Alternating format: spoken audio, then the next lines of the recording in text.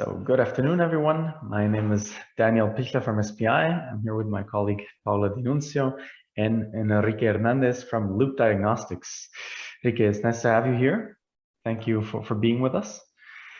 Enrique, you are part of the SeptiBell project, one of the beneficiaries of the DIGI-B-CUBE funding. You've developed, or are still, of course, developing and industrializing a solution for a first-in-class in vitro cellular immunoassay that can identify bloodstream infection through the body's immune activity. I capture that correctly, I hope. True, it's true, it's true. And we'll be happy to hear it from yourself at best. The first question we like to start with in this case now, you have received our customized solution innovation voucher early 2021. That first funding was until the end of March. And we'd like to know, first, of course, what is your mission at the SeptiBell project? And maybe if you can connect that to where SeptiBell stands today. Okay, thank you. So as you say, we have developed a diagnostic test to identify sepsis in the early phase. Sepsis happens, if you don't know, where a local bacteria from a local tissue is moving to the blood and is colonizing and is infected whole body. You know, the problem right now is there are the symptoms of this process is not really clear, and there are not any alternative in the market that are able to detect this with the current methodology. No, and in case of sepsis, is needed this early identification. In fact, is needed in the emergency room. So our mission is to become the gold standard in diagnosis in this early sepsis detection. And our vision is to early diagnose all these bloodstream infections to save time, save money, and save life for any hospital in Europe and in the world. So connected with the second question, after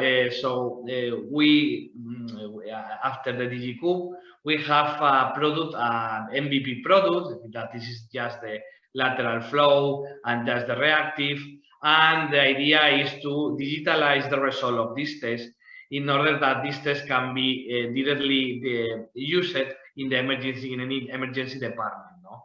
So right now, after the DIGI-B-CUBE, we are moving the project to an industrialization phase. For that, we are looking for this seed round that we talked to you before. And after this industrialization, our big milestone is to obtain during this year the CE mark certification to start selling our product to the hospital. Very good. Thank you very much. Those are quite some objectives for 2022, and we hope the best for you. Perhaps one of those which you think is most priority for the company? If you had to pick, say, one or two of the objectives that are most important this year for SeptiBell. So for sure, the big objective that we have is to develop or complete all the QMS regulatory task to obtain this CE mark. And for that, we need the final industrial device. That this is our purpose, to finish this device in an industrial way. Thank you, Enrique. How in this context of this development and the project, of course, it is still ongoing and trying to get to the next phase, how did the DIGI-B-CUBE funding help you in that specific development? So thanks to DIGI-B-CUBE and also the collaboration with the other partners, like our design partner in Holland and our partner also in Spain, that is more expert in the digitalization of the result of biomarker, we will able to have a version of the device that can be tested in the clinics. So thanks to DIGI-B-CUBE, we will able to test our last version of device in the clinics, and thanks to this, we are moving this device to the industrial way, to the industrial phase. Okay, that's interesting, Enrique, because just when we were having a little chat before starting the session, we mentioned the word sustainability and actually how the project lives beyond funding, which sometimes it can occur that a very ambitious startup project does not proceed after funding for some reason. We seem to have a lot in place to ensure that SeptiBell continues, moves forward, and reaches a large scale in the market. And how are you at SeptiBell working on the sustainability? So in case of the sustainability, about funding the project or about the product itself? It's a bit working both ways. So the funding, you've mentioned the next opportunities you have in mind, and also the Spanish grant you've recently received, the Neotech, in terms of the development actually of the product. Yeah, so right now we are in two phases of the sustainability of the project. One is to keep obtaining grant but this grant are oriented more TLRs, so TLR more advanced, like this Spanish grant that you comment, Neotech. We obtained just 2 months ago. They granted for us this project. However, this project only covers 70% of the total project that we order. So we are in parallel working to a crowdfunding equity round that will be public in the next month. Very good. I see like I said again, the ambitious objectives for 2022. This is very refreshing to hear also, Enrique. And I guess you're in a position to allow me to ask you if you have a piece of advice for the fellow startups or upcoming projects. We have at DIGI-B-CUBE, of course, we've had a second call for funding. We've had basically a second batch of projects that benefited from the funding. What is your advice, given that you have some more experience with the situation now, for upcoming projects? So I think one of my advice is that you think bigger in your project, because usually a bigger project will cost the same money and effort that a small project, no? So think bigger and don't be afraid of collaborate with other complementary startup or companies, because this will be very helpful for you and to grow, and also will be helpful to grow faster your project. Thank you, Enrique, also for that specific advice, reaching out to other startups, reaching out to the community.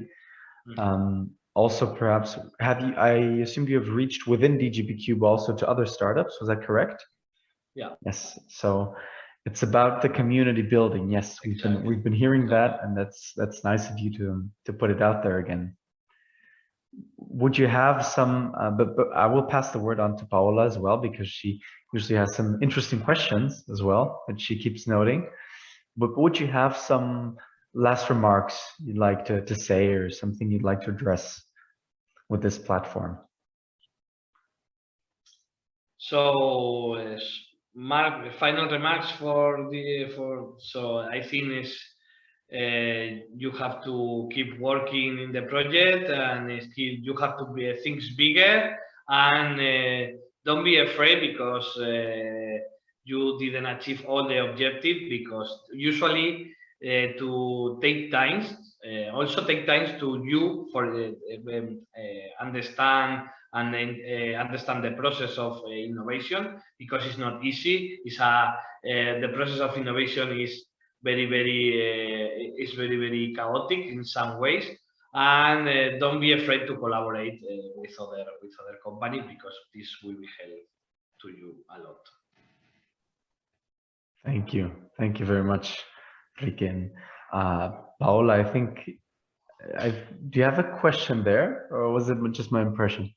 Yeah, actually, I have a question, and actually is about what you already stressed about this partnership and the collaboration.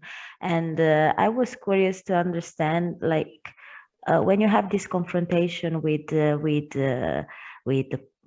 partners or other startups, or yes, it's you get help or you get inspiration from companies that have that are developing ideas that are similar to yours, or sometimes it happens that maybe something that is completely different or doesn't really have common points with what you are doing also can give you some inspiration. I was curious about this. So I think, thank you for the question, very interesting. I think the first that the startup should know is what have the startup, no? What is the IP of the startup? What is the main strength of the startup, no? Can be the team, the idea, the IP. And after you realize what is the things that you have, you can go to similar companies that have similar things. For example, in Loop, we are strength in biomarker methodology for diagnostics. We are not expert in microfluidic technology, for example, no? So in order to develop a full project, we have to looking for this startup that are strength in a complementary part of Loop, because in the end, diagnostic or medtech are very, very multidisciplinary things. And your startup can be very, very strong in science and biomarker, but not in technology to apply this know-how. No? So I think you can absolutely see other startups, other companies, and looking for what they are doing or what they did for grow the startup. No, for example, in our case, we have a very clear the competitors. Some of competitors are also expert in biomarkers with different technologies, and we see, for example, that this competitor have a partnership with a microfluidic company. No, so this can be like a big idea for us to keep moving the project forward.